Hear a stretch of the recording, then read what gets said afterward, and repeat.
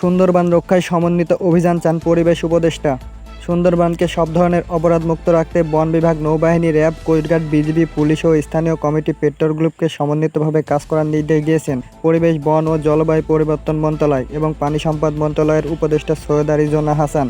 বুধবার ৯ জুলাই সুন্দরবন ব্যবস্থাপনা চ্যালেঞ্জ ও সম্ভাবনা শীর্ষক অনলাইন মতবিনিময় সভায় প্রধান অতিথির বক্তব্যে তিনি এ আহ্বান জানান।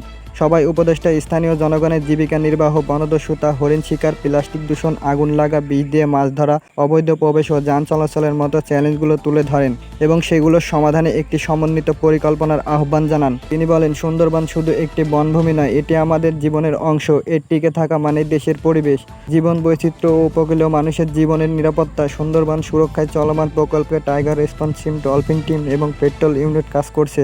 এছাড়াও ইকো ট্যুরিজম গাইডলাইন এবং সুন্দরবন ভ্রমণ নীতিমালা দ্রুত চূড়ান্ত করতে হবে।